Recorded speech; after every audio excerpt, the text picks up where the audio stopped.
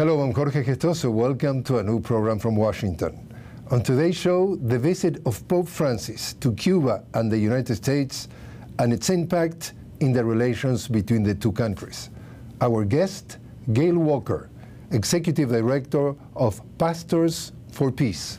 Ms. Walker, a warm welcome to the program. Thank you so much, Jorge. Gail, 2 months after the reestablishment of relations between Cuba and the U.S., how would you characterize the situation between the two countries in terms of relations, not other than diplomatics?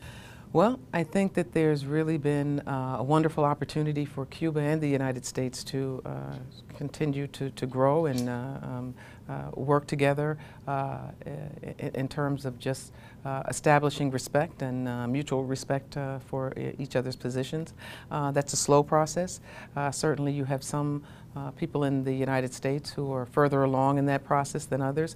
But I think it's been certainly a moment of historical undertaking, and we're happy, those of us who've been involved in this struggle of understanding and appreciating Cuba, to sort of see where things go and try to help support that improving of relations as best possible.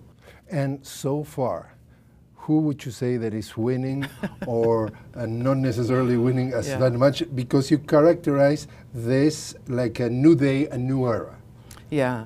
I think that's a very good question, who's winning. I think that it's not necessarily so much a case of who's winning, but certainly a maintaining of patience and understanding, and as we continue the course.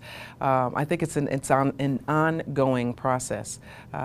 There has been years and years of difficulty and conflict between the nations. Like 50 years, like half a century. 54 years. So it's certainly going to take some time for the distrust that has built up to be, ratcheted down.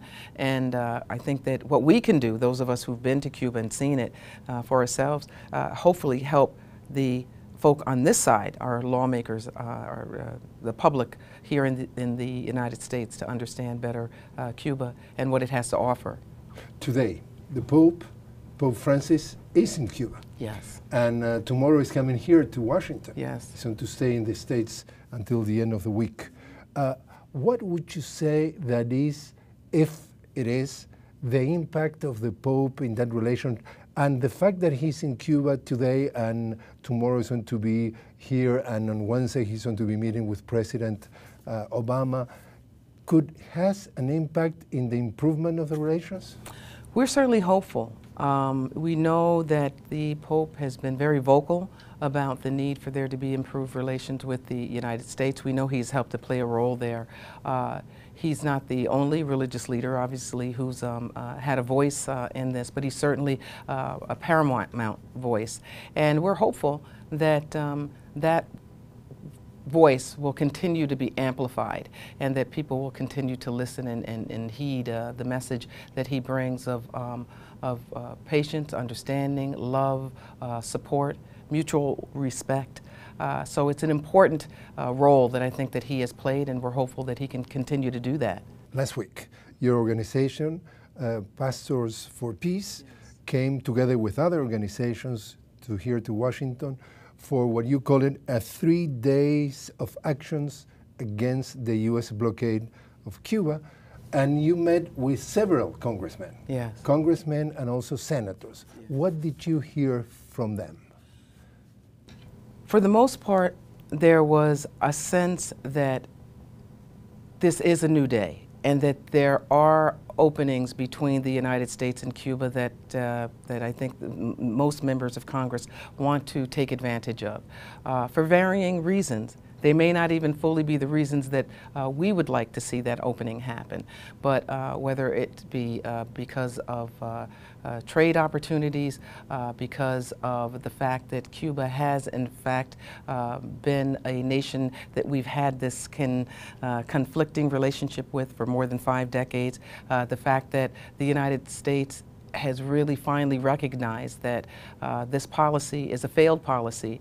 For varying reasons, there's really been a sense that it is time to change our relationship with Cuba, and that was the overall message that we came away with. There are, of course, some members of Congress that continue to be rooted in the old way of thinking, and we feel again that our role is to really talk to those members and help them to understand that the best way for there to be improved relations would be engagement and not continuing the status quo. And I think that that message was heard fairly, wide and far amongst most members of Congress that we visited with. And how would you explain the dichotomy that you could see in the U.S.? According to many polls, 2 out of 3 Americans want to have the blockade or embargo, as they call it here, lifted between the U.S. and Cuba. And by the other hand, in the Congress, as you were mentioning, there are some voices that are absolutely opposite to that. So the question is, how would these people in the Congress that are supposed to represent that majority, 2 out of 3, are turning their back to the will of the people regarding the blockade that you call it, and that's not your words, immoral, unjust, outdated, and antiquated. Yeah. How are you explaining that dichotomy? Yeah. I think that there are some members of Congress who continue to argue that some of the representatives from southern Florida, that the voices of a Ross Littman, of a Diaz-Balart, of Ted Cruz and Marco Rubio. Yes, that is the overall sentiment of the entire Cuban American population, and as a result, it's a position that's been adopted by some members of Congress. However, I do believe and know and have seen and witnessed a lot of younger Cuban Americans who have said that they don't appreciate that position. The new generation. That it's a new generation. That this is not the position that they, that the position that they take is not the position that their grandfathers or fathers might have taken. And so there is, I think, an opening of thinking about Cuba that we've got to help these members of Congress understand. I also think that it's clear that there is not only within the American population, the U.S. Population, a desire to improve relations, but even within Congress itself. I mean, there's certainly polls that have been taken that show that that there is an increasing number of representatives of Congress, Republicans as well, that do want to see improved relations. So some of what we've got to do is really help to put that message forward, so that we're not just relying on the old antiquated messages of of yesterday that we've been hearing, particularly out of southern Florida. At least in some cases, let's not generalize. Do you see that the congressmen in the U.S.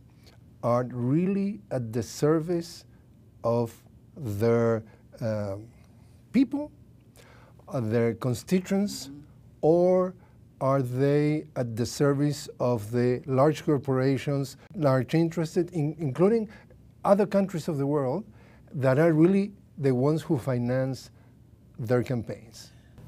There's no doubt that given the way that the political system works within the United States, that corporations and companies do have incredible influence.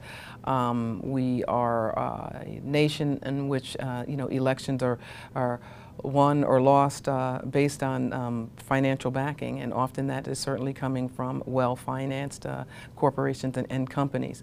On the flip side, I think that there are also an increasing number of these companies that want to see relations with Cuba opening up. We have a list of companies that continues to grow, large and small, that are interested in traveling to Cuba, establishing relations, opening a business there. So from a business point of view alone, there seems to be certainly more interest in establishing relationships with Cuba.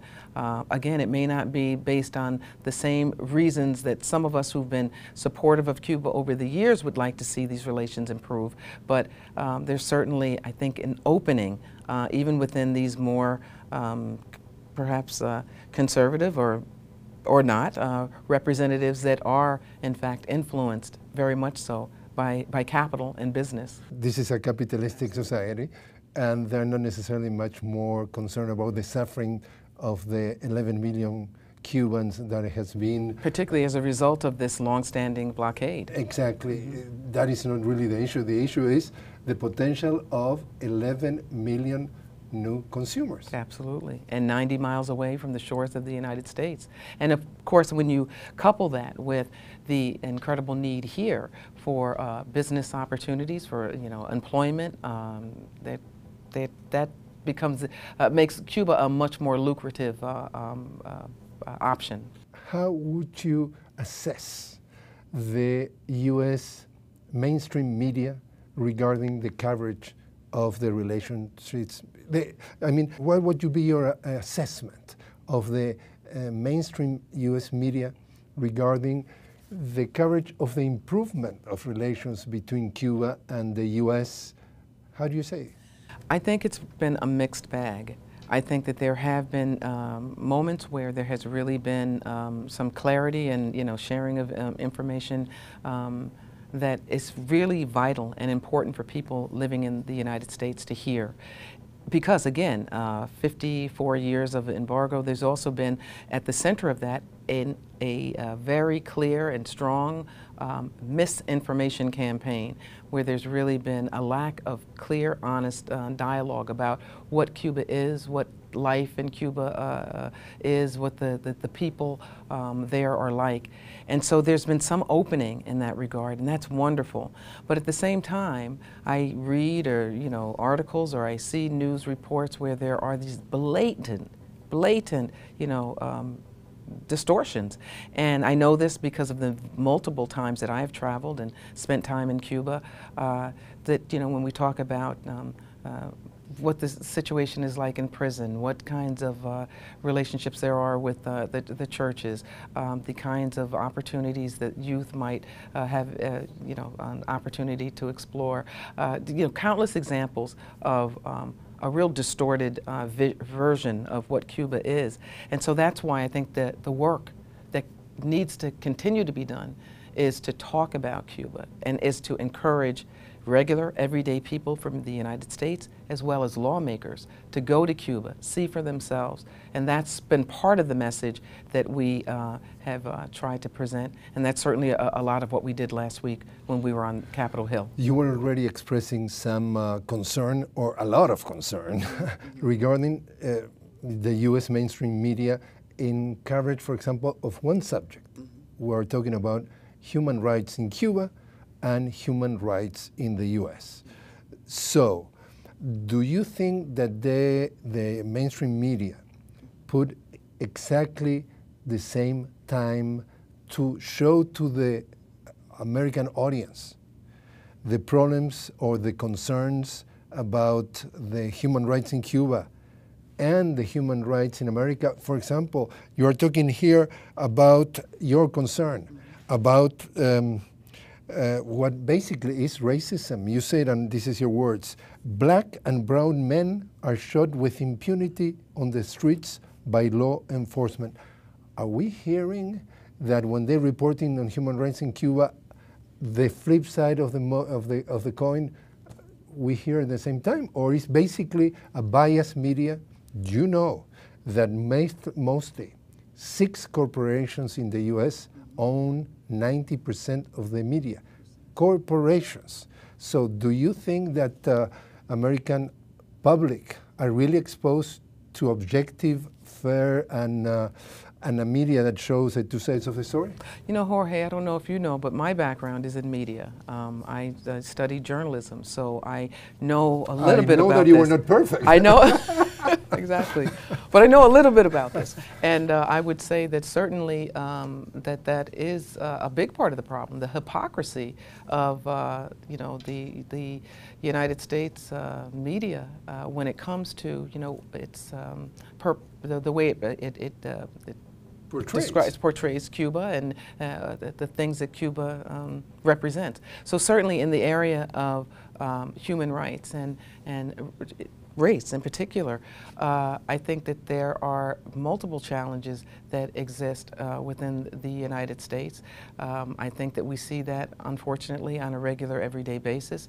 We know not countless, only with Cuba. Not only, certainly, but we see time and time again, black and brown men and women that have been, victimized by the police, the corrupt police forces across the United States.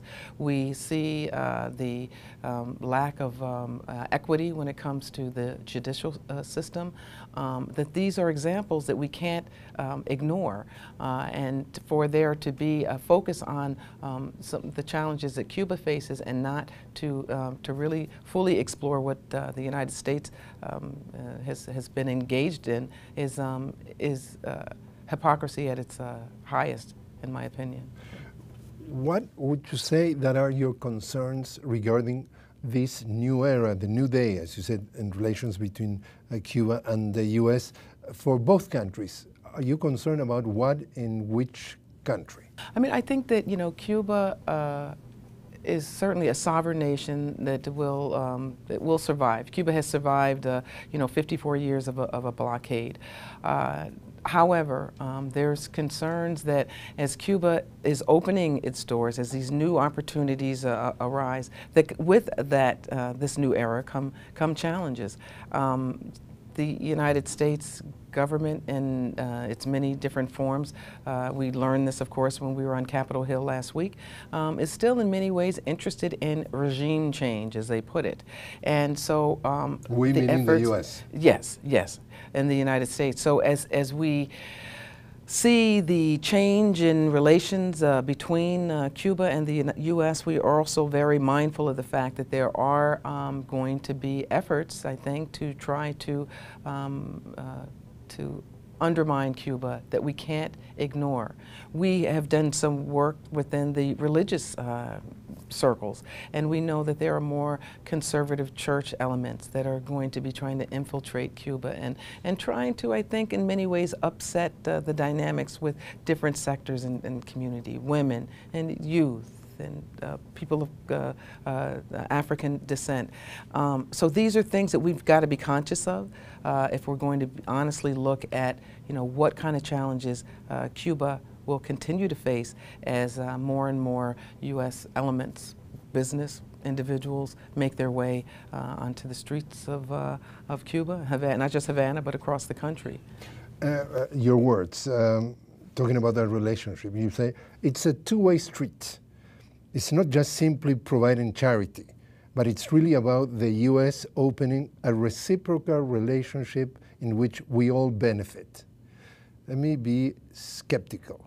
Do you think that between any Latin American country and the U.S. could be a reciprocal relationship?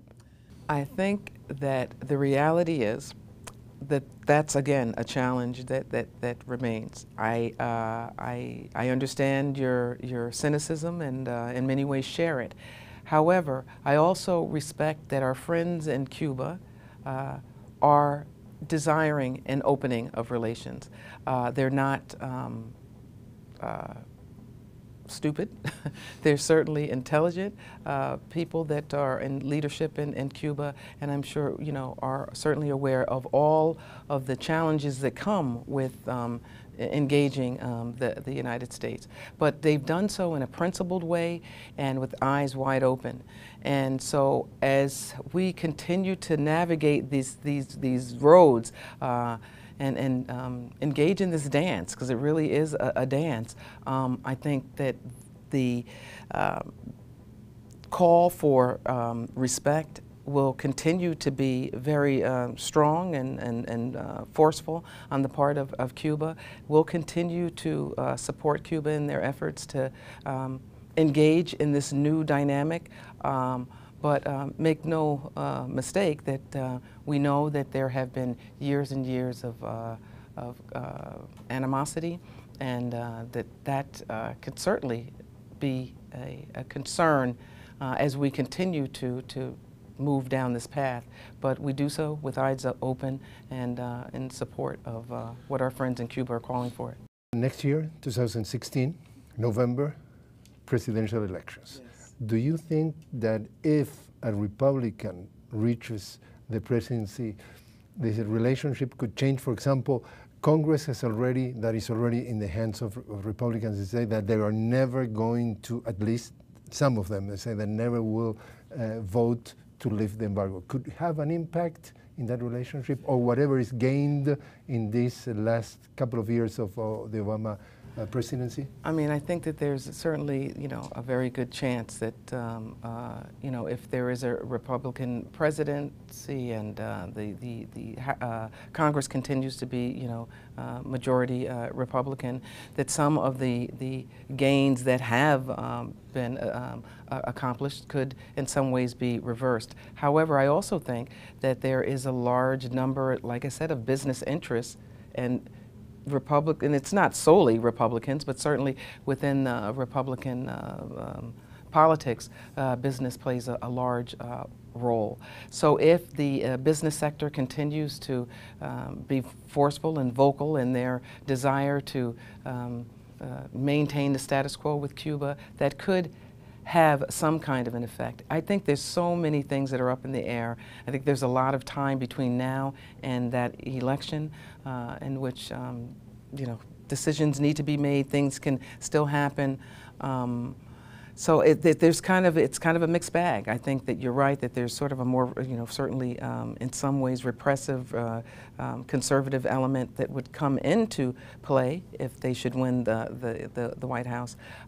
However, I think that what has gotten us here has been the interest, the very keen interest of business, and if that continues to be the case, it could certainly have an impact. When you live in the U.S., mostly you hear that Cuba is going to benefit from many things coming in this new opening, if you want, in terms of communications, equipment, etc., etc. Also including remittances to the Cubans, to the private sector, if you want. But you were mentioning, for example, that also Cuba provides, and I'm reading your words, Cuba provides medical technology that we here at the U.S. would benefit from if they were improved relations. And you bring, for example, you just mentioned an example. You say a product that Cuba manufactures that would be helping to address the epidemic of diabetic ulcers is precisely one of the products that they do. So also the U.S. citizen could benefit from things that Cuba has to bring to the table to the U.S. market. Absolutely. There are a number of different medicines that are manufactured by Cuba that folk here in the United States could benefit from immediately if we could establish those relations that would allow those medicines to be received here. So in a way, the blockade is impeding that the regular the average American could benefit from that. Exactly, and that's part of the message that we continue to put out there, that we shared last week and will continue to share on subsequent communication with members of Congress, that it's not just Cuba that would benefit from improved relations, but certainly it's folks here. Reciprocal. Absolutely, absolutely. And I think, Jorge, if I can mention, one other thing that I think is really critical for people to understand is that Cuba has provided a tremendous gift through its scholarship program. It has a medical school, the Latin America School of Medicine, in which tens of thousands of people from across the globe have benefited, including hundreds of people from the United States. So again, there are many wonderful opportunities that are on the horizon and can only be expanded upon if the relations were to improve. So finally, the $64,000 question. Okay. When would you, your gut feeling tells you that the embargo could be, because sooner or later you think that sometime in the history of the two countries it's going to be lifted? Yes. When? When? That is a $64,000 question. But I tell you, you know, when we look and we see that there are embassies in Havana and Washington, that there is the freedom of the Cuban Five, that it's been established, that there are these dialogues that have been taking place between the two countries after all these years, that you had a president who, in the State of the Union, talked about the blockade as a failed policy. These are hopeful signs. When? I don't know, but I am hopeful and confident that eventually this has got to end, and we want to be there to witness that and to be able to support it and celebrate it, and look forward to coming back and talking to you then. Absolutely. It's a promise. Yes. Very good. Gail Walker, thanks very much for joining us. Thank you so much, Jorge, for having me. Appreciate it.